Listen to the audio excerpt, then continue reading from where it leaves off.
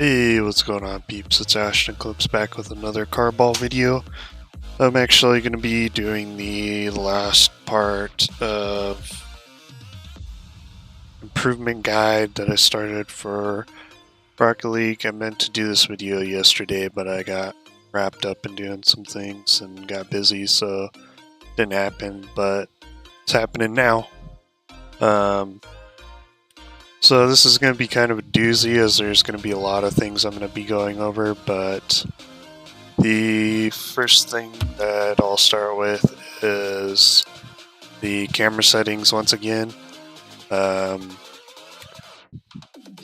Kernovi actually just did a really informative sort of video on the different camera settings and what they do, so I definitely recommend you guys checking that out.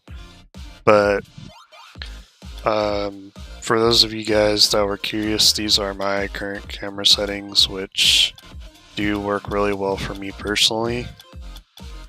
And then you want to have camera shake off. For the most part, there's really no reason to have your FOV below 110, because if you decrease your camera FOV, what it does is it just tunnel visions you to the point that really all you're seeing is just the ball, which is very not beneficial in any sense, because you need to know what's going on around you, especially if you're doing something like 3v3, because if you can't see anything around you, then you don't know if you have teammates that are available for a pass or anything like that. So camera distance, for the most part, I think most people tend to stick between 200 and 300. I think most experienced players, like especially semi-pros and pros, usually stick between about 200 and 250, I believe. Camera height, I think in general for camera height, there really isn't much of a change at all from the default. Default being 110. I think in general, most players keep it between 110 and 90 for the camera height.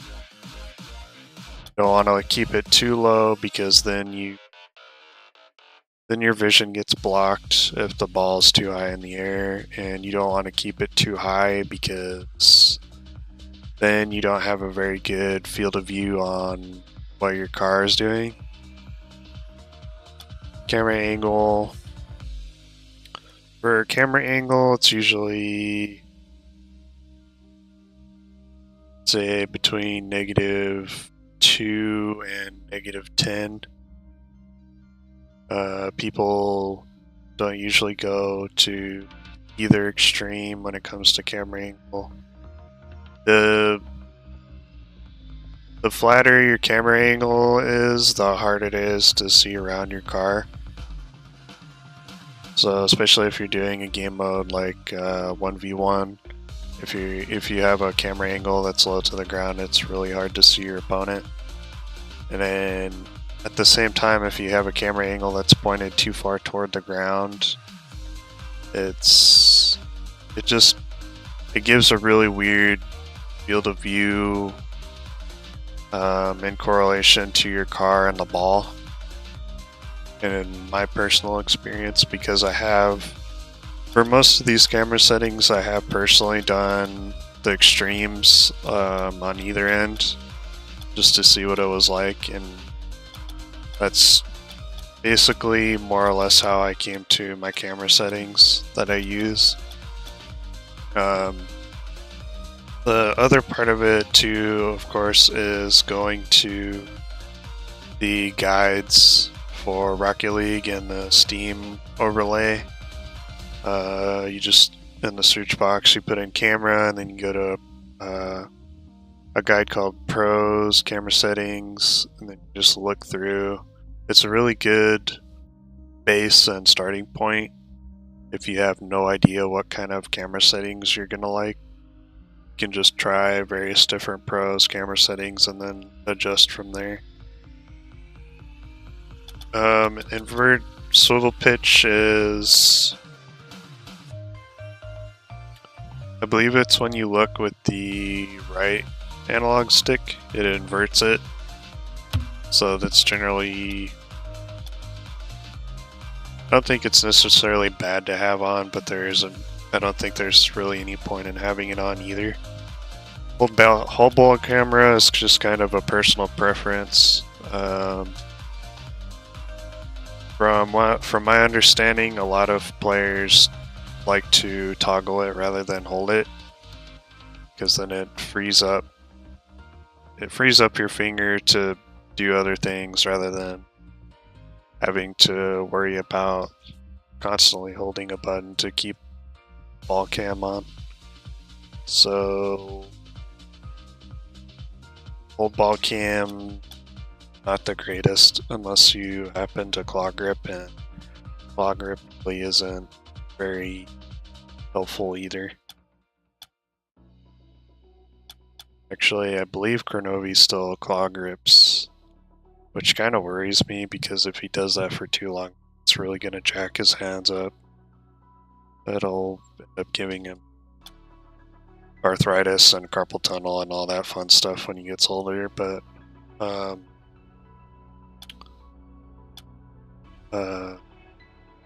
anyway, other than that, random topic, ball cam indicators, very helpful because you have a clear indication of if you have ball cam on or not.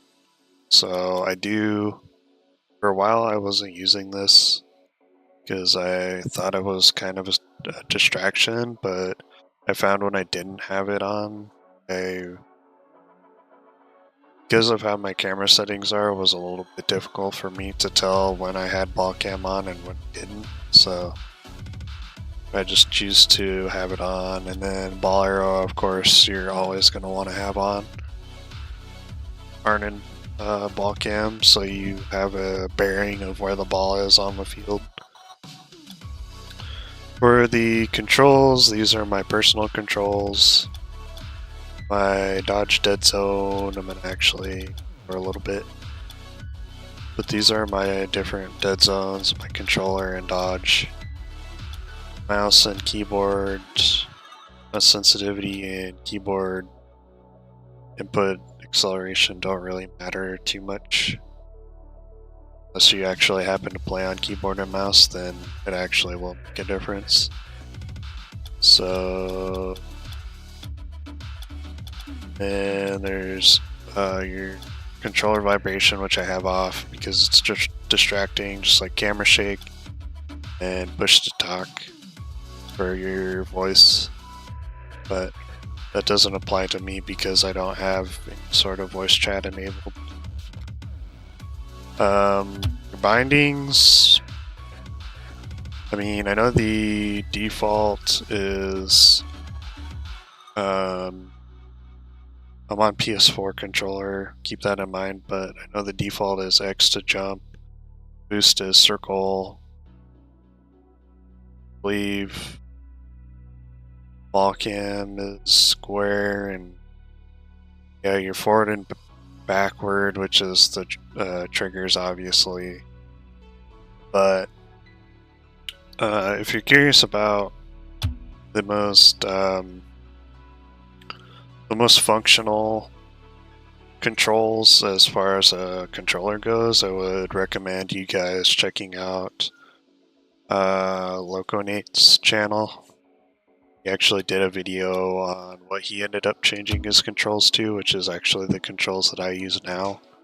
And I feel it's very functional and beneficial compared to the default controls, so I would definitely recommend that. Because keep in mind, like I said, I don't know if Kronovi still does claw grip or not, but the whole reason Kronovi claw gripped or still does claw grip is because of how the default controls are laid out.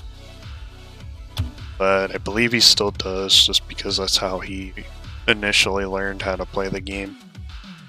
And once you put a certain amount of hours into learning something, it's really hard to learn how to do it a different way. So, like if you guys are, you know, relatively new to the game, I would say definitely try changing your controls up. If you guys have been using certain controls for hundreds of hours, then I really can try it, but I don't really recommend it because it'll be harder for you to adapt. I believe the controls I'm using now took me about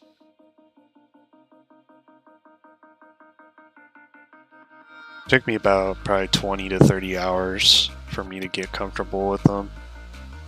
So it did take me a little while, but I did get used to it eventually. But everyone's different, so I can't say that if you change your camera setting, not your camera settings, but if you can change your control settings, I can't say that you'll be able to relearn everything in 20 hours, because like I said, everyone's different. So the other thing that I'm going to show you guys is my actual controls.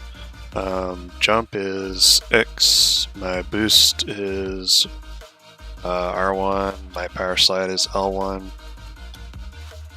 then my steering is default. I have arrow left on my left stick down, which is L3.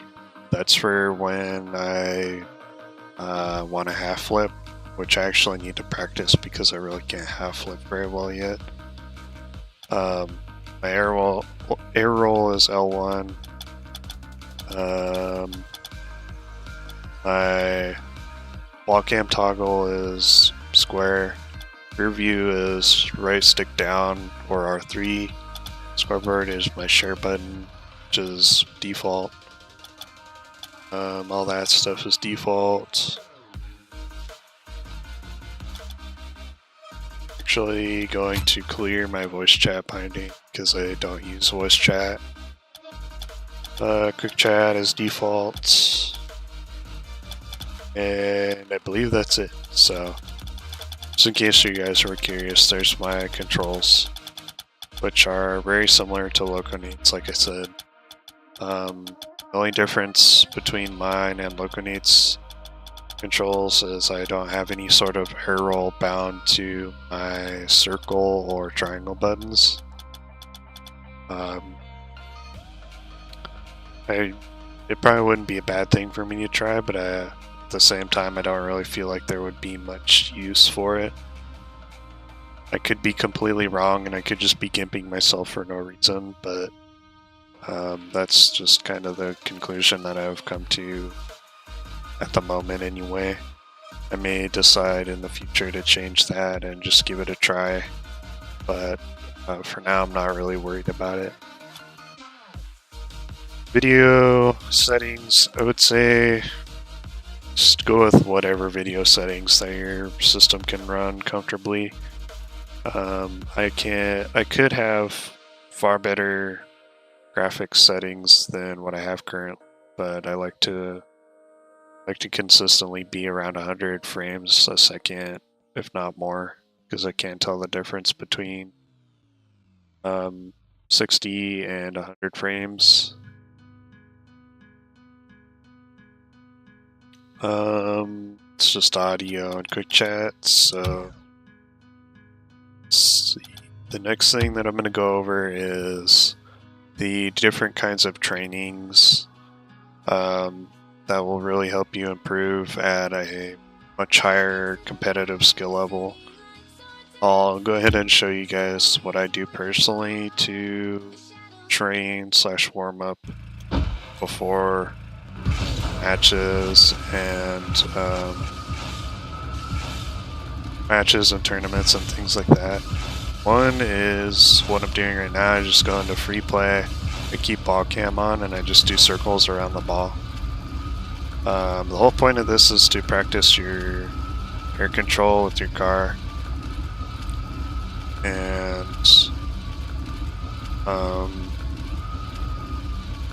it helps practice your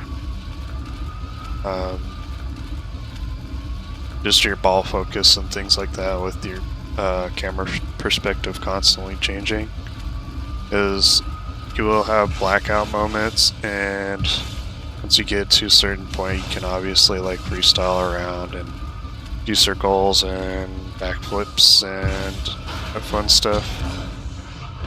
And you will hit the ground, so if you do, don't worry about it. That it happened to me a ton when I first started doing this sort of training / warming up, is I would have a lot of blackout moments to where I wouldn't know how to rotate my car properly. But for the most part, it's just holding boost and correcting your car with air roll. And like I said, you can get more complicated and do freestyles and twists. Just to really test your car control here and to practice. And I also changed direction because as far as muscle memory goes, you don't want to have strong muscle memory in just one direction. Like, you don't want to have strong muscle memory going right and then have your muscle memory going left be really weak, because then you won't be as consistent of a player that way. You won't be able to make the certain touches and shots that you need to make or could make if you had a more balanced muscle memory. So that's the whole point of this training. Warming up, and then the other thing that's good to do is to use these boost canisters on either side of the field here and just go back and forth between them.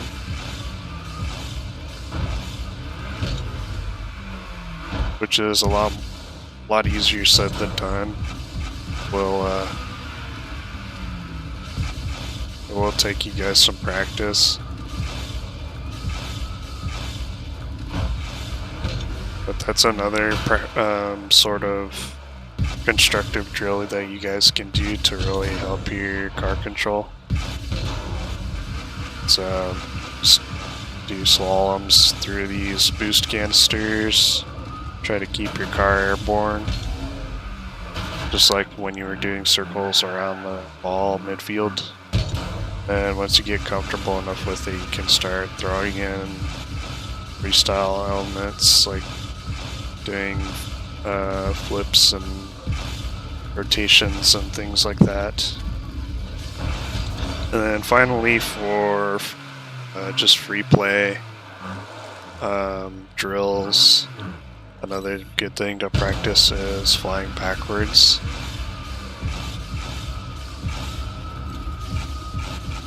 Just gonna go from one wall to the other.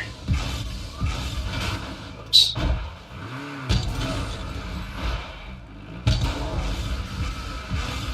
This is a great practice for you to get used to your car going backwards and upside down.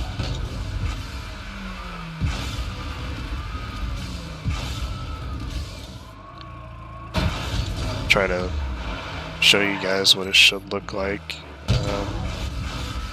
Do it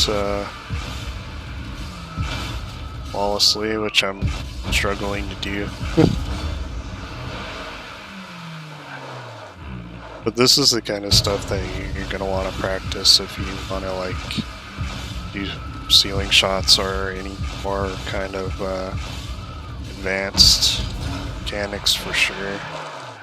It's just practice going upside down and backwards and flying that way. So I got to one side.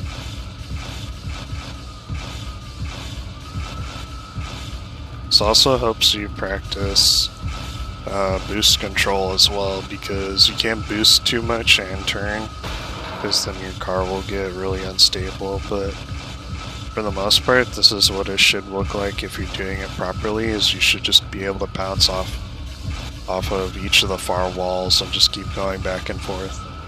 And then the same thing with the slaloms between the boost canisters and going around the ball. You can obviously throw in twists and stuff once you get familiar and comfortable with it. So there's that. Then other trainings that I'll go over with you guys is the goalie, striker, and aerial all-star trainings. Basically, you just want to go into these and try your best to finish them with 100%.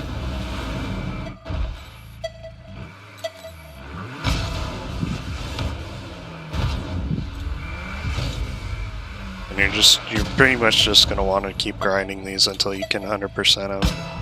Because it's very good practice. Especially the goalie one, because in general, a lot of people tend to learn how to be goalie before they actually start learning how to be a striker and start learning how to do aerials and things like that. So, especially with me personally, for my personal stats, I actually have more saves than I do anything else. Other things with this training in particular, the all-star goalie, is you want to really practice on clearing the ball to the sides. Well, you don't want to clear the ball right in front of you, because then your opponent's team can just capitalize on it really easily.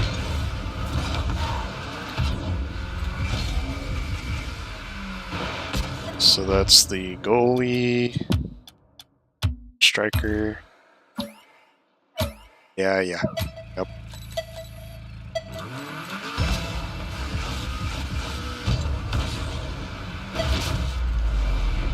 And with striker and aerial training as well on All-Star, you're just going to want to practice taking ball cam on and off.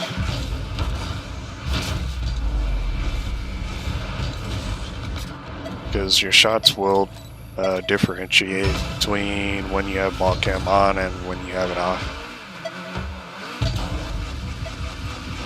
So you should really just try shooting with both ball cam on and off.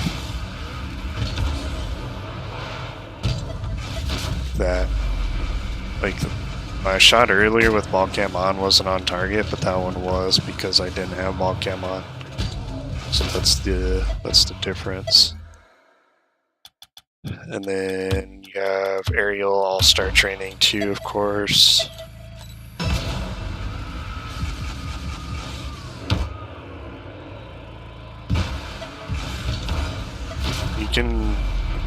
You obviously, with the trainings, want to score the goals immediately rather than having to follow them up like I just did, but if you have to follow them up, it's good practice to just practice following shots up, or to teach yourself different self-passing techniques. It was actually the training I'm doing right now, the All-Star Aerial training, where I learned how to self-pass to myself. That made a lot of sense. But this is how I learned how to pass to myself, is by doing All-Star Aerial training. So there's different uses for the trainings,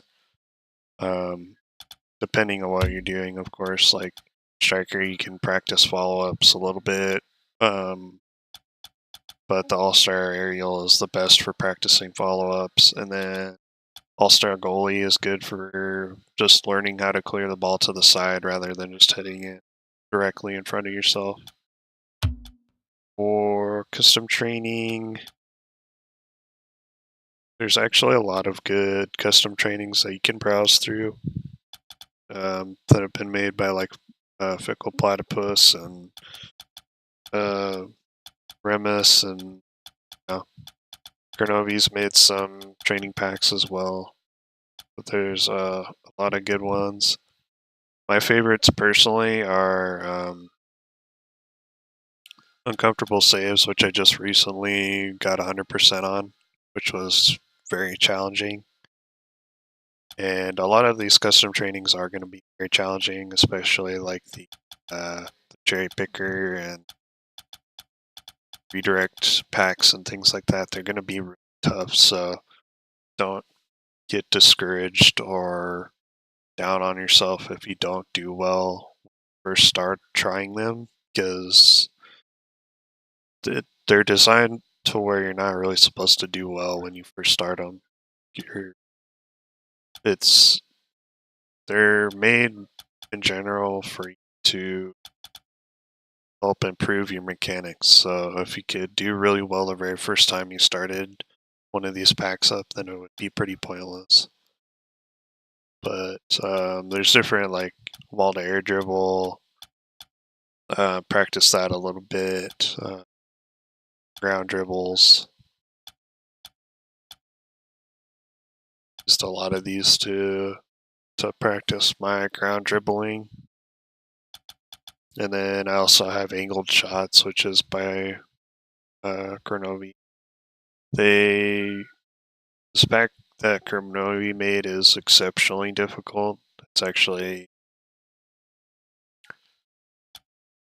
I would say it's about on par with shots you shouldn't miss and uncomfortable saves. But like I said, it's all about, the whole point of the packs is for you to just practice your mechanics and controlling your car and utilizing your hitbox and all those more advanced skills that you need to play at a higher level, especially competitive. So, aside from that, let's see. I don't believe I really missed anything. With camera settings, it really just comes down to you finding your personal preference, whether or not you like a closer camera or a more far away one. And with the car you use, that's also personal preference. I have over 2,000 wins on Octane, so I use Octane whether I'm playing good or playing badly. But there's, especially these days, there's tons of other cars like the Animus and the Breakout. It depends on your personal kind of play style. For me, I don't usually play with the flatter cars because they require more accuracy. Since there's less of a hit radius per se on a hitbox like this compared to the Octane, so it requires more accuracy from you as a player as far as rotating your car properly and things like that. So for me, I just prefer not to use the flatter cars because of that. It's not necessarily because I'm inaccurate, it's more I just have a better feeling for the Octane of the hitbox rather than like the Dominus, which I barely have any games on. So if you get used to a car, it's generally best to just stick with it. I believe Octane, Breakout, Dominance, and